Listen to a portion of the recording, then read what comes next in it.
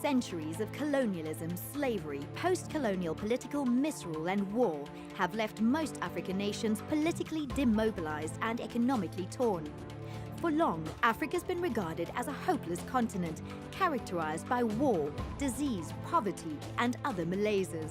The paradox of it is that Africa is 4 times the geographical size of the United States, its population 3 times as big. And more than any other continent, Africa is blessed with an immense wealth of natural resources. With these riches, Africa can become a model of development. Africa is on an upward economic trajectory, yet its wealth disparities are amongst the biggest in the world. As a result, business models to include the poor in value chains as producers, employees and consumers can make a significant contribution towards poverty eradication, education, gender equality, health and the environment, as exemplified by the United Nations Millennium Development Goals. Hi, I'm Natalie Becker, and it's a pleasure to be here with you today at the foot of Africa for the first episode of our new series, It's Africa's Time, where we look at the efforts of various organizations on the continent and their positive engagement with the environment and the communities in which they operate. Follow us to Tanzania for our first project.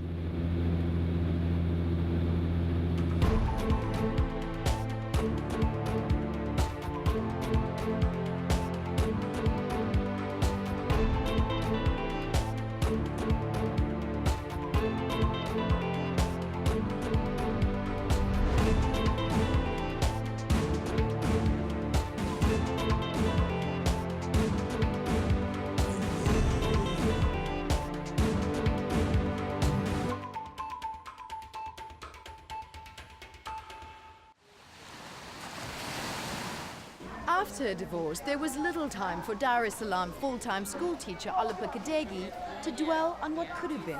Instead, she had to focus her attention on what needed to be done, and she had to find a way to become financially independent. Olipa applied to Bayport for a loan to start a fish and poultry retail business in her community. In the rural area of Mbagala, neighbors used to travel all the way to the ferry to get their fish weekly. But now, they can go to Mbagala market any day to buy the best catch of the day. Na katika mazingira ya kazi mshahara ndio ni mzuri unakidhi, lakini kutokana na maisha kupanda 2006 nikakopa Bayport ikawa imeniendeza. Sasa nikabidi kwamba niwe na plani kwamba ili kwamba ni kwa sababu hela unapokopa sinaisha. Je, kama inaisha una kitu gani ulichokiacha? Ndipo nikawa nimepanga plani ya kutafuta miradi midogo midogo. Nikaanzisha miradi yangu ya mkaa nikaendelea, lakini nauza mkaa, lakini ninapomaliza deni naenda tena kukopa Bayport. Kwa hiyo mkaa ndo kaweza kunizalishia, unasomeshia watoto wangu, nikaweza kununua kuku, vifaranga vya kuku, nikaweka banda la samaki ili kwamba vyote hivyo viweze kunisaidia pamoja na mshahara kuweza kusomesha watoto na kulipa pango la nyumba. Na ninapokwenda mimi ndani ya masaa 24 kweli ninachukua tu pesa na kuja kufanyia biashara zangu, kwa sababu biashara zangu wanazijua, na ndio maana wigo wangu wa biashara unatanuka. Samaki, biashara ya samaki ninaipata feri Magogoni. Wapo mtaani wanauza, lakini bei yake ghali sana, sio kama kule. Kule feri ina maana inabidi unajidamka saa 11 kasorobo ili uwahi samaki kule kwa bei kidogo nzuri. Nikishatoka nao pole kama muda umeisha, kwa sababu kuna mdogo wangu ndiye anayeshughulikia. Kama muda kule umeisha, inabidi anatafuta mtu wa kumsafishia kule hawa samaki, anawakosha huku. Yeye kazi yake akija ni kuwasuuza tu kwenye maji na kuandaa sehemu ya anapopika kama vile tulivyoona. Akija kwa kaanga na andaa pale, watu wananunua, na wanaonunua ni jamii iliyotuzunguka. Samaki ni mboga kuu kwa wakazi wa Dar es Salaam kwa sababu gharama yake ni nafuu. Mtu atakiwa na 300 anapata nini? Samaki. Mtu atakiwa na 200 anapata, hata akiwa na 100 anapata nini? Samaki, na anaweza kaa na anaweza kaishi. Na mtu ukija kukanga kama uko sehemu nzuri, watu wananunua bila, hawana upinzani, tofauti na mikoani. Kwa mfano huna mume, mimi sina mume na nina familia, nitamwegemea nani? Ni mimi ndio kichwa cha nyumba, kwa sababu nimeshabeba majukumu yote ya kuangalia watoto wanasoma vipi, watoto wanakula vipi, watoto wanaishi vipi. Kwa mfano watoto wangu wengi sababu wako shule, lakini wanaporudi nakaa nao wanasharia miradi ili iliyopo. Tayari ameshashiriki nini kwenye tendo hili, anajua kwa hili tendo ndio linasomesha mimi. Nafurahi sana, kwa hiyo najisikia raha sana na najisikia fahari, tena najisikia fahari kwenye jamii hata hapa nilipo. Olipa is representative of the spark of entrepreneurship that lives in most of our communities. And Olipa is a typical example of a repeat borrower who has accessed credit from Bayport many times to improve their lives, the lives of the people around them and the communities that they're in. By extending scholarships to people, we're able to take them that extra mile and take them from secondary schooling, which is often provided at low cost or for free, and take them into tertiary education where they acquire skills that they can then use to transform the societies that they live in. So Hassan Rajab from Dar es Salaam is a AAA university student in economics, mathematics and geography. He's currently doing an internship at Bayport after receiving a university scholarship. Hassan Rajab, you're an expert in economics, amongst many other subjects. Would you please give us some facts and figures about the current socio-economic situation in Dar es Salaam? Well, Dar es Salaam is one among of the very large city here in Tanzania, whereby 87.9% of its people live under $2 as per recently poverty statistics which have been conducted. And its population is about 2.8 million people recently, and we expect in 2020 the population to be about 5.12 million. The unemployment situation in Dar es Salaam is still getting worse because about 75% of people live here is unemployed. Percentage of women-headed house in Dar es Salaam recently is 25%. Please tell us a bit about your scholarship and your internship. I'm sponsored with Bayport Financial Services. They announced publicly all over Tanzania that they are willing to offer the scholarship to 2 students at high level. So we applied and we were about 62 guys. I sent my application over there. Yeah, I won it. I came here to do my internship. So I think it's very important because it helped me to be embarked with experience. So it helped me a lot. Thanks to Bayport, we've documented some excellent examples of what financial business can do to alleviate poverty in the communities within which they operate. Next, I'm headed to the Republic of South Africa, and I'll meet you there for our next inspiring, life-changing story.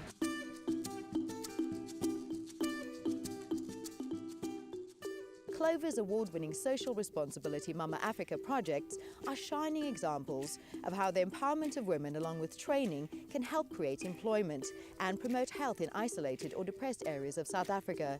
Today we meet Professor Elaine Flock, who implemented the project in 2004. She'll introduce us to 2 of the Clover Mamas.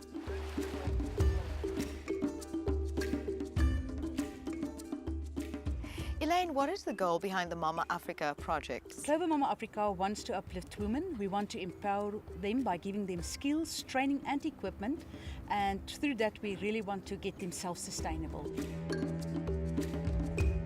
Mama Doris, I know that this vegetable plot is a big project for you. Would you like to tell us more about it? I'm coming from not the poorest family, not the rich family, but a normal family. At my early age, we have to water the garden before we go to school. My mom was very strict. She taught me how to grow the vegetables. Clover offered me some trainings, how to make your own seed beds. They offer seeds, manure, especially they transported a teacher from Gauteng for the training, and she stayed here about 2 weeks. The plot is 1/4 of a hectare. I grow spinach, carrots, cabbage, and summer I plant a lot of butternuts, potatoes, tomatoes. The vegetable is helping me a lot. First of all, I feed my family. Then I go out for sales. I sell in the surrounding areas of Keskamahoek. There is a clinic nearby. I used to put my veggies there so the patient can come and buy.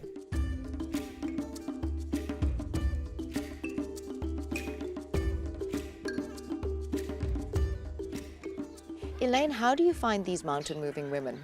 We found these women everywhere in South Africa with the help of our area and or branch managers, and we are approached by people, ordinary people, telling us about women that they know that are taking care of abandoned and abused children, the vulnerable people in the communities, and sometimes people also taking care of elderly people who are really in need of help and support.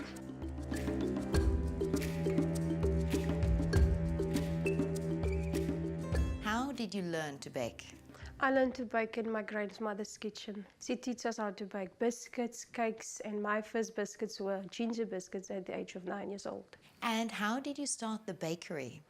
I started a bakery through Clover Mama Africa, where they taught me skills by baking. My best sellers are my bread, my banana loaves, my Chelsea buns, my milk tarts, and my soft and sweet bake. I permanently employ 5 people from our community, where we bake 200 to 300 loaves of bread a day. I run the bakery and sell the products. Luckily for me, I've got a good husband, Yanni, where I bake all the stuff and he will go to the shops and promote everything and sell everything for us. Celestine, which other social services do you carry out here in the community of Ashbury? I've got the soup kitchen, where my husband Yanni and my 2 sons, Tekundra and Dimitri, helps me give the food to the people. We've got a social program where we look after abused kids, where I counsel them. The kids face, in their families, they face substance abuse, alcohol abuse, where parents will hit them. The fathers will abuse them sexually, so they will come to me and ask me for guidance. And also we're working with the court.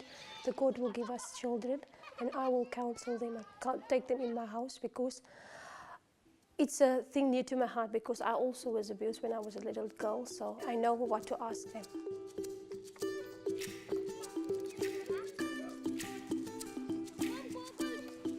Now, I can see you've got your hands full with these children. Could you spare a couple of minutes to tell us about the community's centre's preschool? It's very important to have a preschool in a place like Ashbury. There's so many kids here, and nobody looks after them when their parents are at work. So that's why we are here to teach them. And also in our area, there's lots of young ladies getting pregnant, so single parents are here. So that's why there's so many kids are being left unattended at homes.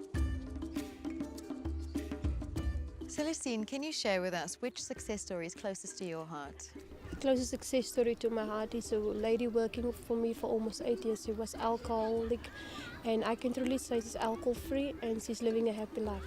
Every year, Clover mamas from all corners of the country make a long journey to attend an intensive week of training. Aptly called Smarties Week, the mamas receive workshops that complement their existing self-help projects. Each mama receives a trophy in recognition of their hard work and commitment to the project. Mama Doris was the Best Farmer of the Year in 2010, and Mama Celestine was Best Businesswoman in 2011. The way to transfer the skills to the other projects, when I get back from the trainings, because sometimes I'm called to Joburg to have the baking training, I call them, then I show them what I've learned. Each and everybody is allowed to get the skill and go to her community and teach them. My final aim within this community is to create more jobs and make my bakery sustainable, to create an income for myself and also members in the community.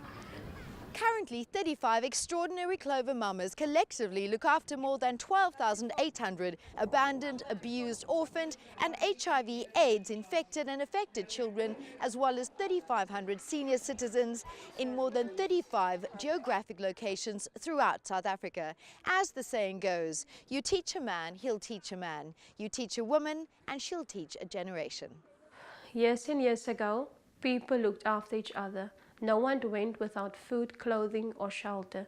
The strong protected the weak, children, and the aged. Skills were passed on from generation to generation. Elders were respected for their insight.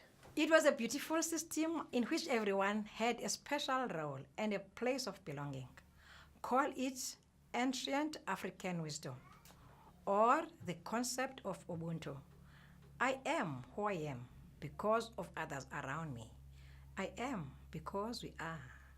To promote gender equality and empower women is one of the UNDP priorities, not only as human rights, but also because they are the best pathway to helping achieve all the other Millennium Development Goals, as well as sustainable development.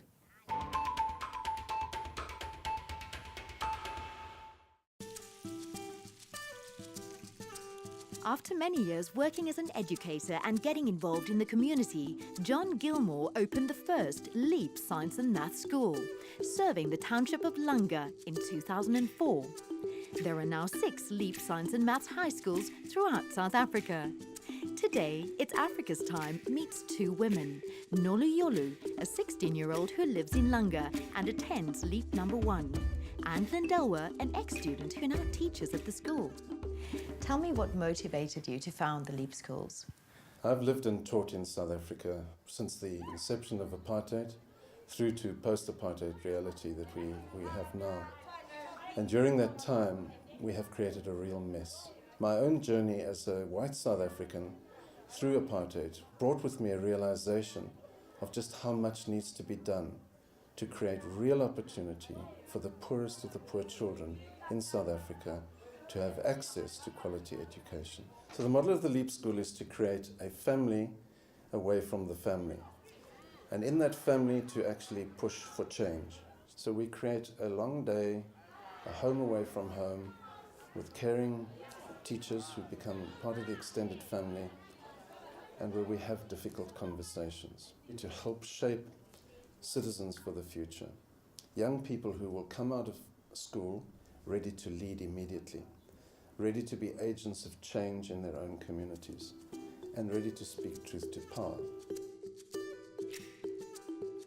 What are the subjects that you're studying at LEAP? I do COSA, English, Math, Physics, IT, Accounting, and Life Orientation. And what do you see yourself doing in the future? What are you passionate about? Being a chartered accountant and also a person who actually comes back to the community and give back. Coming from where I come from, it's so rare to find many opportunities. So whenever you get them, you make sure that you perform at your best ability. If you set yourself a good goal, then you're going to follow it. If you don't, then that's how your life will be. Education is critical in any society. We focus on skills development, and to the extent that people are skilled, then they will be able then to do great things for themselves. Now, accounting is indeed a fine example of how maths can help students springboard or leap into the working environment. And as an ex-student of LEAP yourself, you used to sit on these very same benches. Yeah, I was an ex-student also at LEAP. It doesn't focus on subjects only. It also focuses on the humane side. So you find that there's a class called Life Orientation where you sit and you talk about your problems. That's why I became a teacher, because I wanted the students to actually get what I got here at school. How did you get your teacher training? LEAP started a program called Future Leaders Program in 2007, where they take 10% of the graduates from LEAP and make them teachers. Now, it's obviously a very holistic and comprehensive approach to education, but tell me about why the focus on scientific subjects. Well, history has marginalized black people from the point of view of maths and science in this country. And we live with a reality that only a very small number of people living in townships have access to classrooms where maths and science are taught. So the LEAP Science and Maths Schools is taking its place at the forefront of that social engineering for a change to that reality. All Mutual, in being the primary supporter of LEAP School, giving it its premises and supporting it as much as it does, is demonstrating its own commitment to the long-term prosperity of South Africa, which is really dependent on the quality of the human capital and the social capital that we build if we want to be a successful democracy.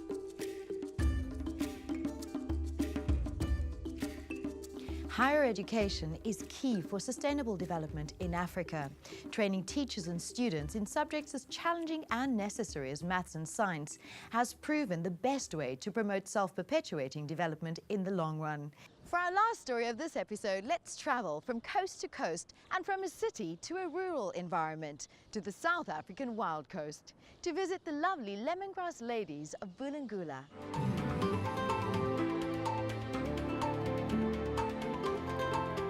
The Hamath administrative area has a population of around 6,000, of which 78% live below the poverty line, increasing by 10% each decade. In Qeleni village, over half the households have had at least one child die, and a third of those have lost more than one child, mainly due to diarrhea, probably caused by the lack of clean water. The Bulungula incubator was launched in response to this dire situation. The Old Mutual Foundation has provided funding and mentorship to the Bulungula incubator since 2008. One, it not only addresses our desire to activate rural communities and to create opportunities for them to be economically active, but it's especially wonderful in that there's huge participation by women. Also play a very important part in the imparting of those skills to the children, and so we're really proud of the Bulungula incubator.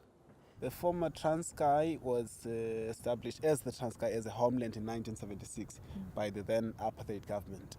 It's largely been underserviced, as you may know, because of the history of the area. Since post-1994, it's largely remained the same as it was before, with lack of roads, poor healthcare facilities, poor social services in this area.